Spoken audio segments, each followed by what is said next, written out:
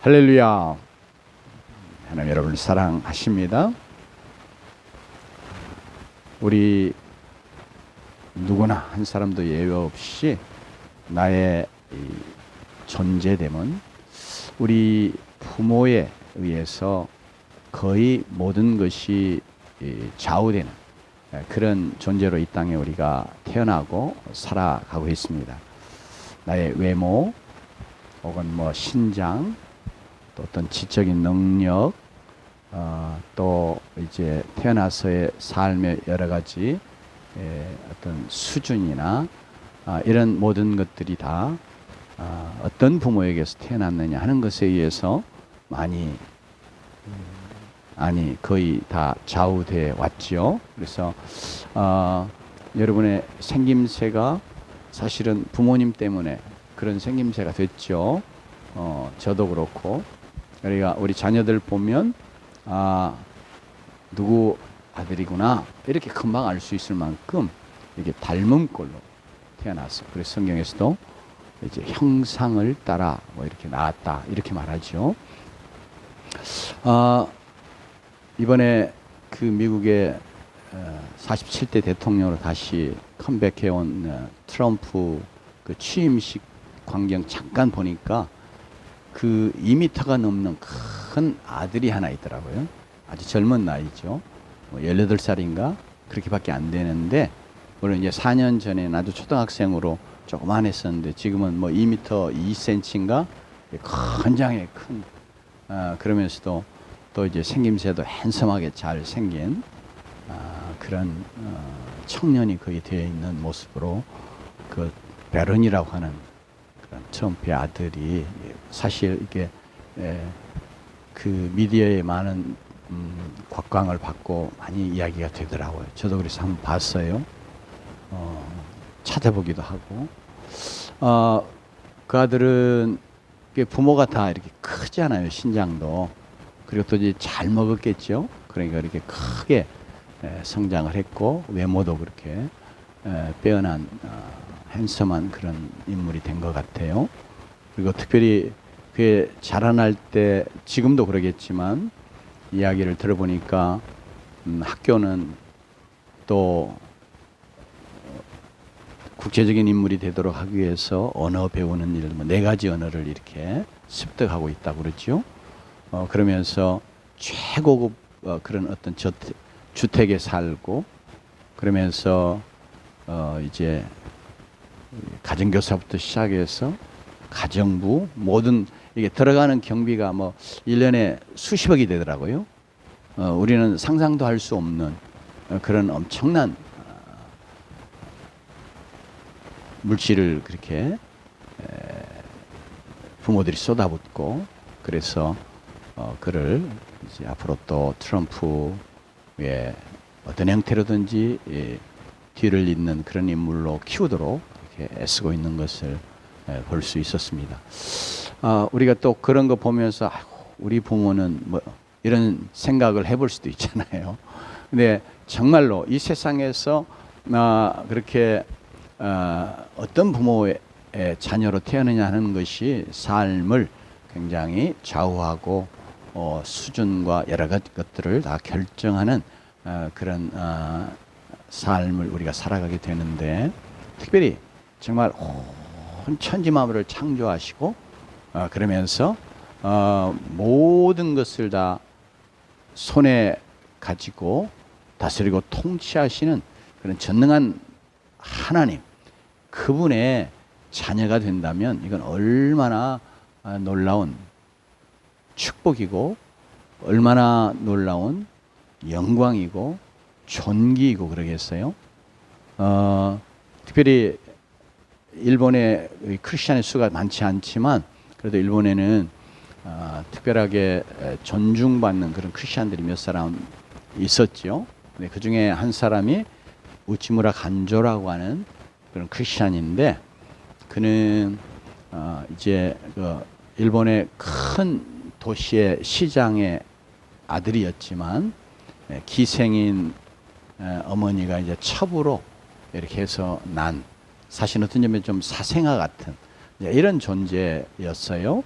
그래가지고 그가 이렇게 어머니의 신분이 그러하고 또 이렇게 첩으로 사생아처럼 이렇게 출생을 한 그런 존재여서 그래 시장의 아들이지만 그 집안에서는 굉장히 손가락질 받고 또 무시당하고 그러면서 굉장히 어려움 가운데 정말 어린 때부터 외롭고 삶에 대해서 굉장히 참 처절할 만큼 이렇게 곤고한 이런 가운데 어린 생명이 있었는데 그가 이제 어느 날도 집에서 있을 수 없어 가지고 마치 쫓겨난 자처럼 이렇게 길거리 나와 가지고 햇빛 양지 바른 쪽에 이렇게 쪼그리고 앉아 있는데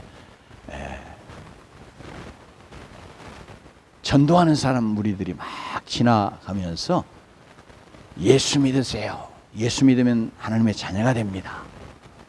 그러니까 나는 누구의 아들임에 틀림없는데 실제로 아들로 여김받지도 않고 그러면서 무시당하고 멸시당하고 미움받고 이런 가운데 있는데 예수 믿으세요. 예수 믿으면 하나님의 자녀가 됩니다. 이런 이야기를 하고 지나가니까 너무 그것이 마음에 어린 나이에도 강력하게 그의 마음에 와 닿은 거예요. 그래가지고 막 그 전도하는 사람을 쫓아가면서 정말 예수 믿기만 하면 하나님의 자녀가 됩니까? 나 같은 것도 하나님의 자녀가 될 수 있습니까? 그렇게 몇 번 물었다고 그러죠. 그랬더니 그래 너도 예수 믿기만 하면 하나님의 자녀가 돼. 그래서 이게 너무 기쁜 소식, 너무 복음이죠. 그래서 그 소식을 그가 믿음으로 받아들이면서 예수 그리스도를 믿고 그래서 그가 하나님의 자녀가 돼서 그때부터 그는 하나님의 자녀로 전혀 이제까지 가졌던 그런 어떤 열등의식이나 사람들이 그를 멸시하고 천대하고 손가락질하고 하는 그런 것들 때문에 갖는 자기의 출생에 대해서 자기의 존재에 대해서 갖던 그런 모든 아픈 상처 열등의식들이 다 씻어지면서 그가 이렇게 성장하면서 정말 존경받는 그런 크리스찬으로 삶을 살았고 지금까지도 많은 사람들에게 그의 삶을 통해서 참 많은 감동을 주는 그런 존재로 이 땅의 생을 살다가 마감을 했지요. 우리가 정말 하나님의 자녀가 되는 것은 세상에서 가장 놀라운 축복인 줄로 믿습니다. 그건 사실은 기적이죠. 어떻게 우리가 정말 하나님의 자녀가 되느냐? 너무나 단순한 복음이지만 정말 우리가 예수 그리스도를 내가 나의 구원자로 진정으로 믿어 그를 우리의 마음에 모셔드리면 우리는 하나님의 자녀가 되는 놀라운 은총을 축복을 누리게 되는 줄로 믿습니다. 요한복음 1장 12절에 사도 요한이 우리에게 증거해 줬죠. 영접하는 자 곧 그 이름을 믿는 자들에게는 하나님의 자녀가 되는 권세를 주셨으니 이 말씀하면서 특별히 그 앞부분에 바로 우리가 누구를 믿어야 되는가 즉 누구를 우리가 진정으로 영접해 드려야 되는가 그러면 그 앞부분에 말씀합니다. 말씀으로 천지를 창조하신 그 창조주 하나님 그런데 그 창조주 하나님이 바로 어둠 가운데 영원한 멸망으로 들어가는 그런 인생을 불쌍히 여기셔서 그들을 구원하시려고 사람의 몸을 입고 육신을 입어서 이 땅에 오신 바로 그분 하나님이시지만 사람의 몸을 입고 이 땅에 오셔서 세례요한이 증거처럼 동일하게 같은 요한복음 1장에서 말씀하죠. 바로 세상의 죄, 즉 나의 죄 짊어지시고 십자가로 나아가는 하나님의 어린 양 되시는 바로 그 예수 그리스도를 내가 창조주셨던 분이 하나님의 어린 양으로 이 땅에 오셨고 그리고 마침내 십자가에 내 죄를 짊어지시고 나아가서 나의 모든 죄들을 다 속량하는 그런 속죄의 제물로 죽으시고 죄값을 다 치루어 주셔서 내가 그를 나의 구원자로 진정으로 믿으면 나를 위해서, 나의 죄를 위해서 내 자리에서 내 대신 죽어주신 그런 하나님의 어린 양으로 내가 그를 정말 믿고, 그를 나의 구원자로 내가 정말 믿고 그를 나의 마음에, 우리의 마음에 모셔드리면 우리가 하나님의 자녀가 되는 놀라운 권세를 얻는 줄로 믿습니다. 그래서 특별히 우리가 다 지식적으로는 다 아는 것인데 내가 정말 믿는다고 할 때는 내가 아는 것, 여기 머리와 가슴이 사실은 하나가 되는 것이라 이렇게 말할 수 있는 것처럼 마음으로 정말 진실하게 뜨겁게 이렇게 믿어지는 거예요. 그러니까 내가 믿는다고 하는 건 정말 마음으로부터 진심으로 믿어지는가 또 믿어졌는가 이렇게 우리가 판단해 볼 수 있거든요. 어떠세요?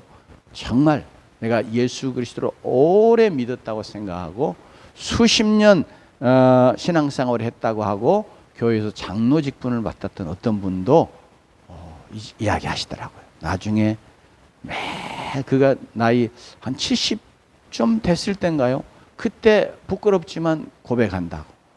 자기 다 예수 믿은 줄 알았대. 그랬는데 정말로 자기가 예수 믿은 게 아니라 하는 것을 깨닫고 그러면서 그 나이 되어서 그때 정말 예수 그리스도를 인격적으로 진정한 자기의 구원자로 믿고 그를 그가 마음속에 모셔드렸다. 그래서 제가 정말 내가 하나님의 자녀가 됐다. 거듭났다. 내가 정말 구원받았다. 이런 고백하는 그런 어떤 장로님의 고백도 들어봤어요. 그러니까 내가 얼마나 교회를 오래 다녔느냐 하는 것 중요하지 않고요. 내가 정말 지식적으로 성경에 대해서 얼마나 많이 아느냐, 또 예수님에 대해서 우리가 오래 교회를 다니면 듣는 게 그거밖에 없으니까 얼마나 듣잖아요. 그러나 정말 우리가 마음으로 전인적으로 내가 예수 그리스도를 나의 구원자로 믿느냐 하는 건 또 다른 이야기죠. 사도 바울이 로마서에서 마음으로 믿어 의에 이르고 입으로 시인하여 구원에 이르느니라. 우리는 이제 그냥 지식적으로 주입된 내용을 내가 입으로 이야기하는 거, 그거 시인하는 것으로 이야기하는데 거기서 말하는 시인은 그런 게 아니고요. 자기의 생명을 걸고 공적으로 자기의 신앙을 고백하는 것을 말하는 거거든요.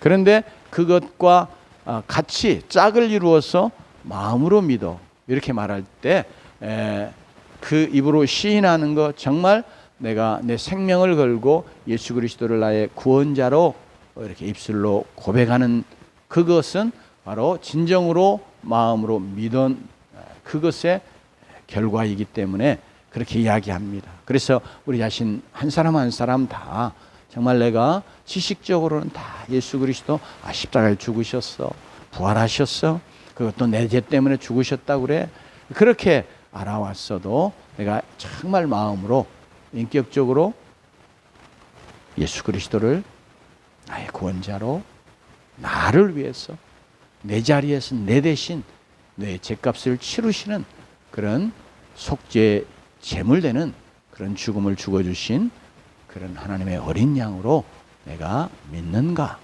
하는 것을 점검하고 그 믿음을 내가 분명하게 정말 마음으로부터 그렇게 나가 예수님을 믿는다, 그렇게 확실하게 담대하게 진실되게 고백할 수 있는 자이면 하나님 말씀이 증거해 주는 것처럼 하나님의 자녀가 이미 된 줄로 믿습니다. 왜냐하면 그렇게 마음으로 믿게 하는 것이 성령이 우리 안에서 역사하셔서 우리의 영을 살아나게, 또 성경의 표현대로 하면 거듭나게 하시는 그런 역사를 이루기 때문에 내가 정말 마음으로부터 이렇게 믿어지게 되는 것이거든요. 성령이 우리를 그것이 거듭나게 하시는 역사인 것입니다. 그래서 우리 모두가 다 정말 하나님의 자녀가 돼야 될 줄로 믿습니다.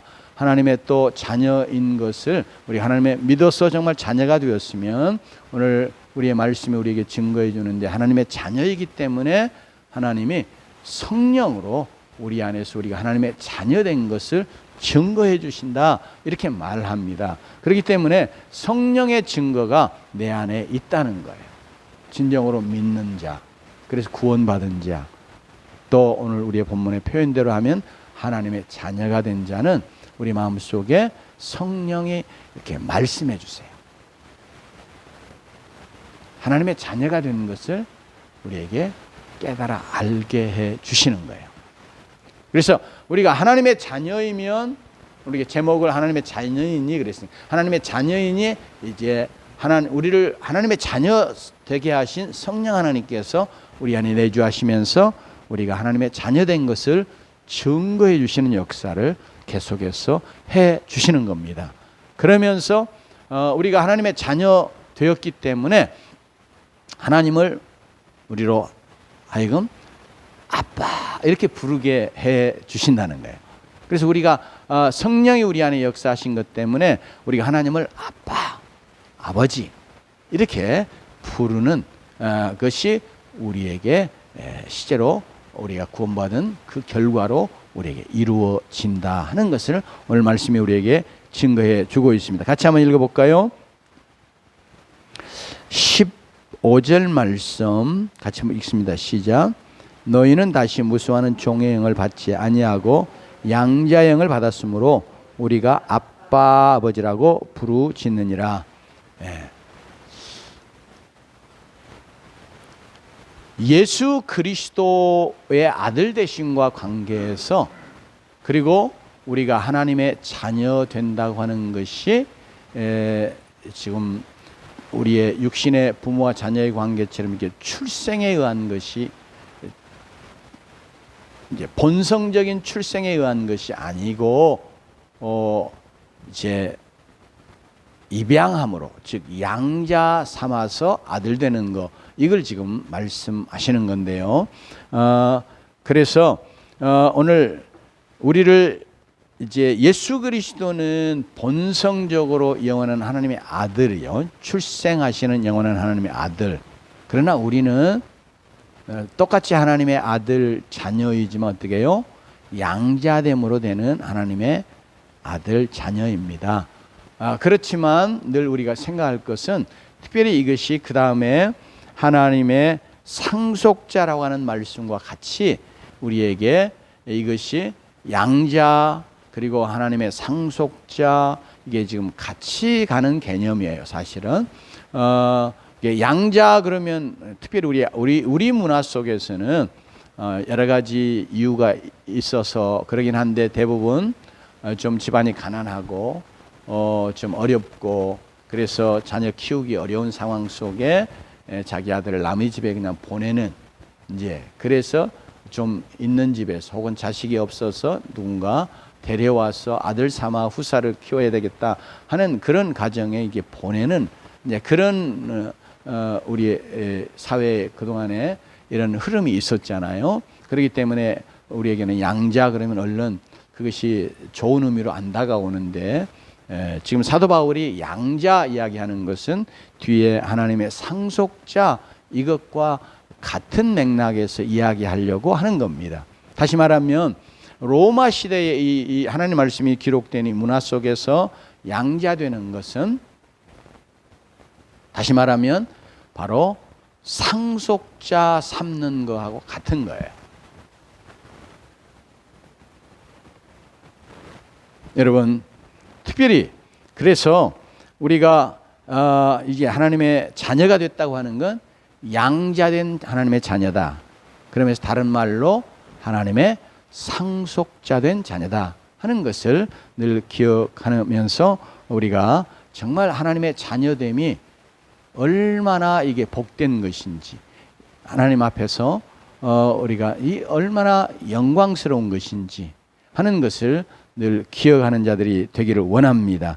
특별히 이제 14절에 이야기하는 것처럼 하나님의 자녀이기 때문에 이렇다고 말씀하시죠. 14절 같이 한번 봉독해 볼까요? 시작. 무릇 하나님의 영으로 인도함을 받는 사람은 곧 하나님의 아들이라.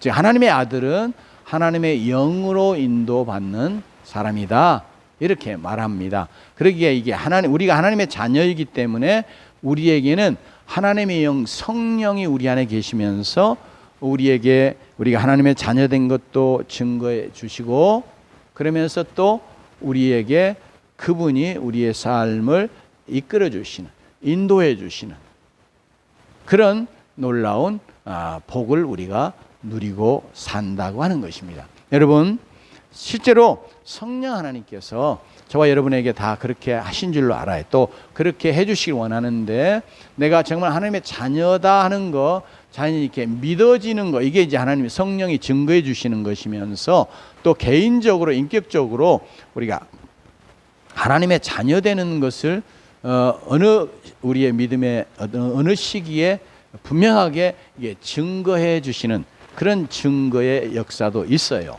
저 개인적으로는 내가 중학교 3학년 때 하나님께서 내게 너는 요한복음 1장 12절 말씀을 통해서 이제 영접하는 자고 그 이름을 믿는 자를 하나님의 자녀가 되는 권세를 주셨으니, 이 말씀을 제게 이제 떠오르게 하시면서, 제가 그때 이제 학교에서 좀 먼 한 30분 걸어 다니는 거리에서 이렇게 하숙을 하고 부모를 떠나서 생활하던 그런 시기였습니다. 그래서 아침에 이제 학교 가기 전에 하나님 앞에 책상에서 기도하고, 그다음에 하나님 말씀을 읽고, 그리고 이제 학교 가고, 그리고 또 한 30분 걸어서 돌아오고, 그러면 또 책상에 앉아서 하나님 앞에 기도하고 말씀을 읽고, 이제 이런 생활을 했었는데, 어려서부터 부모를 떠나 있는 것이 굉장히 얼마나 정서적으로 많은 결핍되는 이런 것들도 있고 또 외롭고 그러잖아요.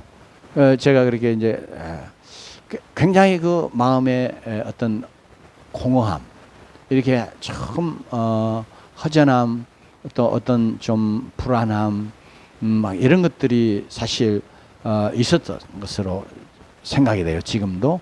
그때도 이제 어느 날 이렇게 학교를 가는데 그런 마음이 제 안에 있는 거예요.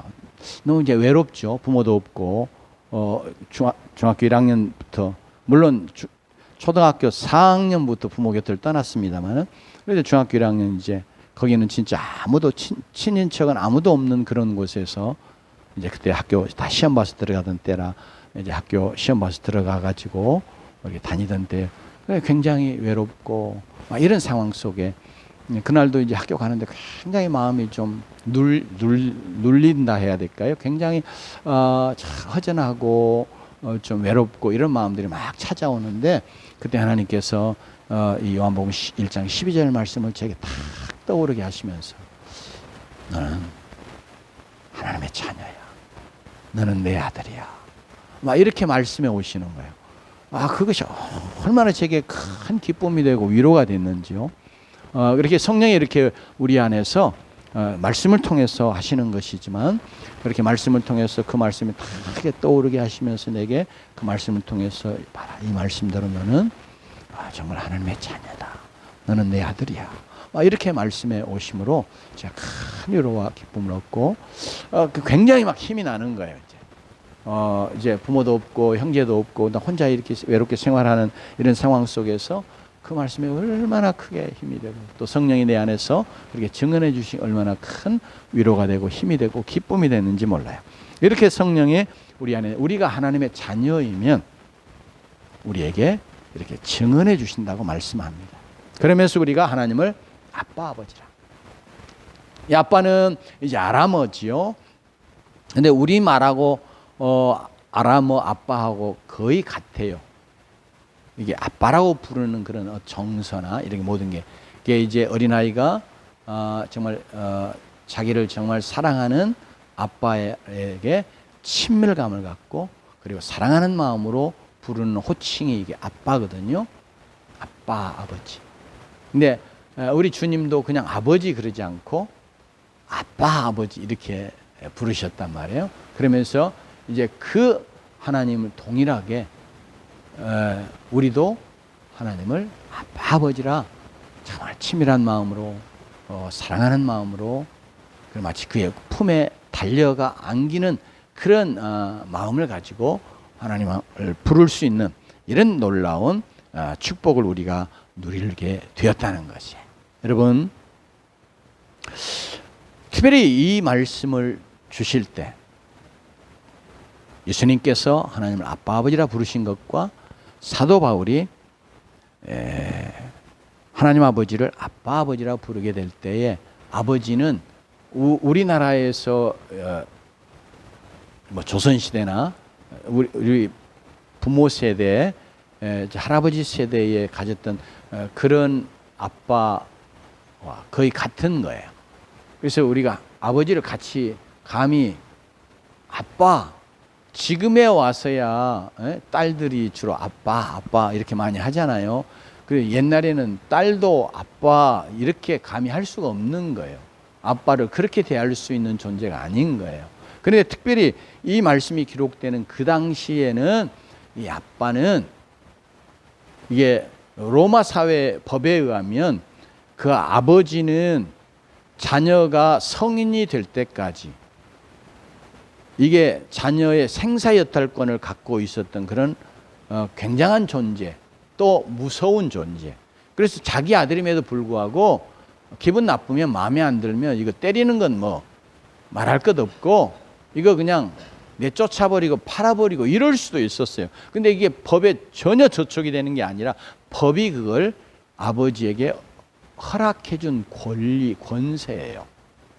그러니까 그런 아빠를, 그런 아버지를 아빠 이렇게 부르는 건 이건 상상도 할 수 없는 상황. 그런데 특별히 유대인들의 경우에 있어서는 하나님을 아버지라 부른다, 이거 상상할 수가 없었다. 왜? 하나님 너무 크고 위대하신, 걸어가신 높으신 분이요. 그러니 그분의 이름 자체를 올리는 것 자체가 거의 불경한 것이에요. 그래서 하나님의 이름이 여호와인데도 여호와 이름 그 자체를 그대로 부르지 못한 거예요. 자식들이 아버지의 조남을 이렇게 함부로 못 불러서 함자, 보통 함자 어떻게 쓰시냐 그러면 뭐 서자, 세자, 일자 쓰십니다. 이렇게 보통 이야기하잖아요. 서세일 이렇게 아들이 불렀다가 이거 난리 나는 거죠. 그런데 하나님 그분을 직접 이름을 부른다, 여호와, 이거 상상도 할 수 없는 일이다. 그래서 그 이름을 아도나이 이렇게 바꿨어요. 우리말에는 주님이라고 이렇게 번역이 됐지만 여호와를 대신하는 이름으로 바꿔 부르는 것이 아도나이라고, 주님이라고 하는 그런 이름으로 바뀌게 된 거죠. 그런데 바로 그런 문화 속에서 우리가 정말 하나님의 자녀가 되어서 이제는 성령이 우리로 하여금 하나님을 뭐라고요? 아빠 이렇게 부르게 해주신, 얼마나 놀라운 은혜이고 축복이고 또 특권이에요. 그래서 우리 하나님을 정말 사랑하면서 그분을 정말 친밀하게 우리가 생각하고 그분의 품에 달려나가는 그런 자세로, 또 기도 가운데 우리 하나님을 아빠라 부르는, 아버지 이건 익숙한데 또 아빠라고 하는 건 잘 익숙하지 않으면 개인적으로 기도할 때 하나님 앞에 아빠 이렇게 자꾸 불러, 정말 하나님이 여러분 아빠 아버지 되시는 것을 늘 누리고 사는 그런 하나님의 자녀들 되시기를 주님으로 축원합니다. 뿐만 아니라 우리가 이제 하나님의 자녀이기에 17절에 이렇게 이야기합니다. 같이 읽습니다. 시작. 자녀이면 또한 상속자 곧 하나님의 상속자요 그리스도와 함께한 상속자니 우리가 그와 함께 영광을 받기 위하여 고난도 함께 받아야 할 것이니라. 우리 하나님의 자녀이니 곧 뭐예요? 하나님의 상속자다. 하나님 우리를 양자 삼으신 것은 이건 자기의 모든 것을 다 유업을, 기업을 물려받을 자로 삼는 것, 그게 바로 양자 삼는 겁니다. 그래서 이제 이 양자됨이 부끄러운 것이 아니라 참으로 이게 복된 영광스러운 것이에요. 그래서 바로 오늘 우리의 본문은 앞부분에 양자 이야기 하시고 그 다음에 오늘 17절에서는 하나님의 상속자라 이렇게 말합니다.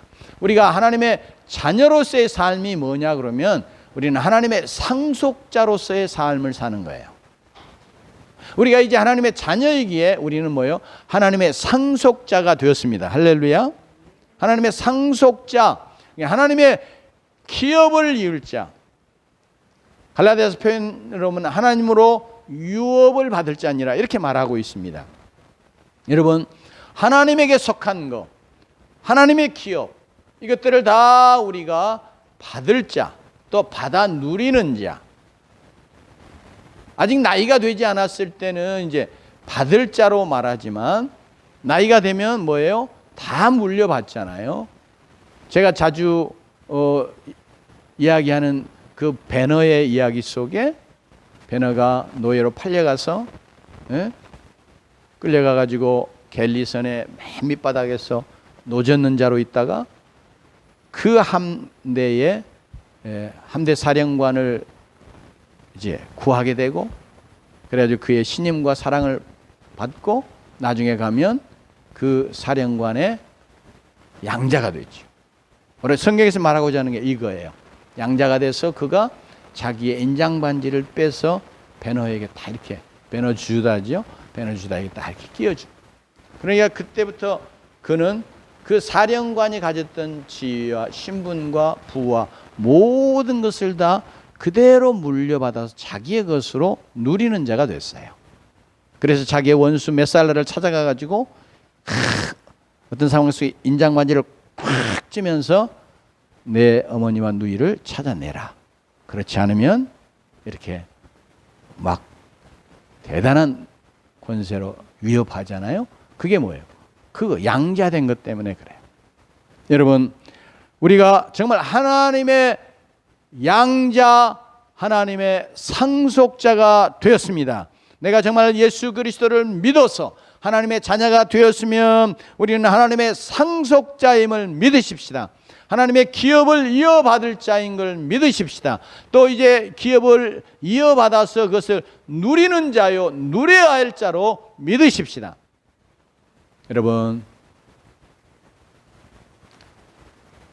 하나님에게 속한 모든 것, 하나님 우리에게, 하나님의 자녀에게 주시기를 원하시는 모든 것들, 신령한 것과 이 땅의 기름진 복도 마찬가지입니다. 이게 하나님의 기업을 이어받을 자로 하나님 우리에게 주시는 거거든요. 그래서 우리가 이 땅에 살아가면서 내가 하나님의 상속자라고 하는 것을 늘 믿음으로 붙들고 하나님에게 속한 거 하나님께서 내게 주셔서 이 땅에서 누리게 하시고, 그래서 내가 하나님의 상속자됨을 이 세상에 드러내기 원하시는 걸 또한 믿으면서 여러분의 삶 속에서 하나님의 나라에 속한 것, 하나님에게 속한 하나님의 기업으로 있는 모든 것들, 성경에서 말씀하는 단순한 영적인 것만 아니라 하나님은 모든 것에 다 주인이시잖아요. 그래서 그 하나님께서 가지신 모든 것을 다 하나님의 자녀된 우리에게 그가 하나님의 거룩한 뜻 가운데 주셔서 누리게 하시는 것을 믿고 여러분, 하나님의 상속자로서의 복된 삶을 살아가는 주의 자녀들, 주의 백성 되시기를 주의 이름으로 축원합니다. 특별히 지난주에 우리가 살펴봤지만 이제 세상의 상속자라고 하는 말로 또 우리 구원받은 하나님의 백성들을 그렇게 이야기합니다. 하나님의 상속자하고 세상의 상속자하고 뭐 거의 같은 의미라고 말할 수도 있지만 조금 다른 결을 가지고 말씀하는데요. 특별히 세상의 상속자 그러면 세상을 기업으로 얻을 자, 즉 세상을 차지하는 자. 지난주에 이렇게 말씀드린 것처럼 그거거든요. 가장 대표적인 예가 뭐냐면 그건 하나의 물론 이제 영적인 것을 또 보여주기 위한 그런 그림자이기도 하지만 여러분, 하나님께서 가나안 족속들을 이스라엘 백성들로 하여금 다 물리치고 몰아내고 그러면서 가나안 땅을 그들의 기업으로 차지하도록 그렇게 명령하셨어요. 먼저 약속하셨고 약속하신 대로 그것을 그들이 실제적으로 가나안 땅을 그들의 가나안에 들어가서 싸움함으로. 그런데 단순히 육신의 싸움이 아니고 그냥 칼과 창 가지고 단순히 싸우는 싸움이 아니었고 항상 하나님을 의지하며 믿음으로 싸우는 싸움이었죠. 그러니까 그런 점에서 그들이 육으로 싸우는 싸움도 사실 믿음의 싸움이었어요. 그래 그 싸움을 통해서 가나안에 있는 모든 악의 세력들, 하나님을 대적하고 불신앙 가운데 온갖 죄악을 짓고 살아가던 그런 자들을 다 정복하고, 그래서 하나님이 약속했던 가나안 땅을 그들의 기업으로 차지하도록 하나님이 명령하셨습니다. 그래서 이스라엘 백성들이 실제적으로 가나안 땅에 들어가서 여리고로부터 시작해서 이제는 가나안에 거주하는 이방 민족들, 불신앙의 세력들과 싸우고, 그러면서 가나안 땅을 차지하잖아요. 그래서 기업으로 얻죠. 그래서 이제 그 기업으로 얻은 다음에 또 뭐예요? 기업으로 하나님이 미리 주세요. 아직 다 악의 세력들, 대적들 다 정복하지 못했어도 하나님이 미리 딱 지도 땅을 그려오게 하시고 그걸 다 각 지파에 기업으로 주셨어요. 그러니까 실제적으로, 그리고 또 이제 명목상으로 일지라도 그들에게는 가나안이 그들 개인의 기업으로 다 주어지죠. 그런 다음에 또 그들이 해야 될 일이 뭐였냐면 여전히 그들의 기업에 남아있는 악의 세력들과 전쟁해서 그들을 정복하는 것이었어요. 그래야 완전하게 자기의 기업을 차지하게 되는 거였거든요. 그래서 이제 여호수아 이후에 사사기에도 보면 이제 계속해서 하나님 주신 기업에 아직도 남아있는 원수들과의 싸움하는 것을 통해서, 여러분 우리가 세상의 후사가 된다고 하는 거, 실제로 이스라엘 백성들이 가나안 땅, 이 세상의 그 가나안 땅을 차지하는, 그걸 기업으로 차지하는, 그걸 통해서 우리에게 가르쳐 주십니다.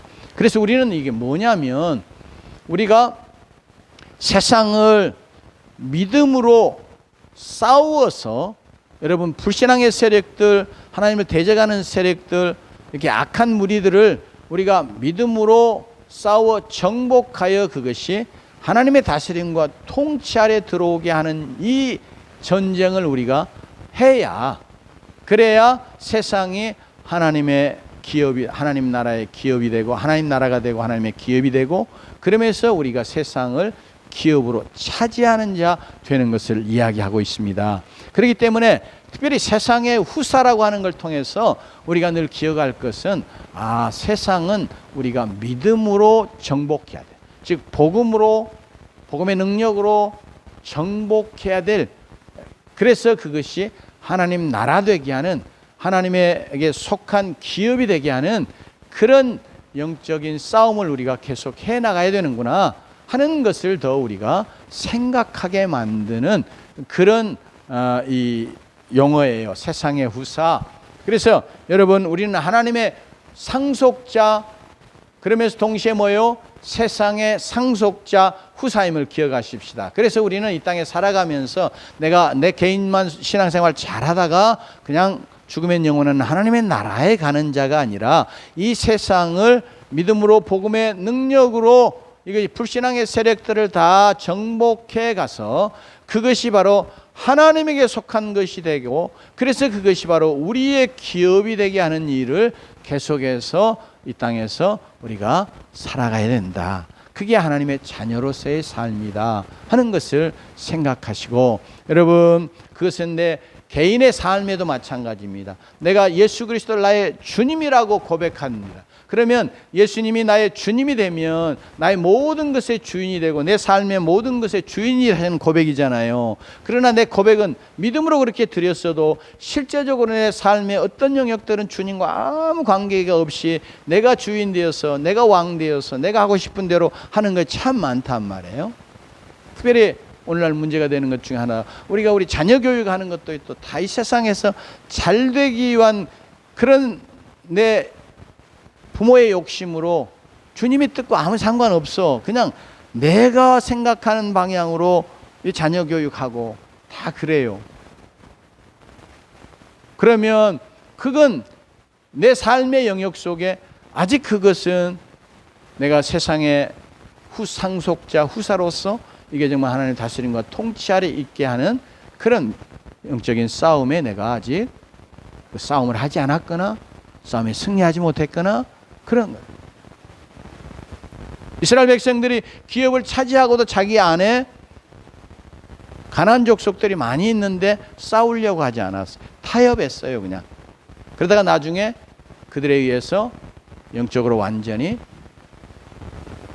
미혹당하고, 그래서 타락하고 우상 섬기게 되고, 그러면서 그들의 종이 되고 나중에 하나님의 징계를 받는 그런 처참한 결과에까지 이르게 됐잖아요. 이런 것처럼 우리도 우리의 삶에요, 우리의 내 개인의 삶의 영역과 우리의 가정의 삶과 내가 있는 직장과 우리가 살아가는 이 사회에 정말 하나님을 대적하고 높아진 그런 불신앙의 모든 세력들을 우리는 끊임없이요, 믿음으로 그것들을 정복해가는 영적인 싸움이 우리에게 늘 필요한 것입니다. 그게 세상의 후사로서의 사는 삶이에요. 우리는 하나님의 자녀가 되었습니다. 하나님의 자녀이기 때문에 이제는 하나님의 자녀로서의 삶을 살아야 되는데, 그 하나님의 자녀로서의 삶은 하나님의 상속자로서의 사는 삶이고 세상의 상속자로 살아가는 삶이에요. 그렇기 때문에 끊임없이 우리가 다시 한번 정말 내가 진정으로 예수 그리스도를 믿고 내가 내 마음에 내 삶에 모셔드려서 내가 하나님의 자녀가 됐는가 하는 것을 우리가 점검하고, 내가 정말 하나님의 자녀된 것을 성령이 내게 증거해 주시고, 그러면서 성령께서 나로 하여금 하나님을 늘 아빠 아버지라 부르면서 성령의 인도하심 따라 사는 삶을 살게 해 주시는 그런 축복을 누리고 살면, 또 그렇게 축복을 누리고 사는 자인가 하는 것도 점검해 보면서, 그러면서 내가 하나님의 상속자로서, 세상의 상속자로서 하나님의 자녀는 바로 이렇게 살아야 된다 하는 것을 생각하면서, 여러분이 하나님의 자녀로서 하나님의 상속자답게 또 세상의 상속자답게 살아가는 주의 자녀들 되시기를 주의 이름으로 축원합니다. 기도하십시다.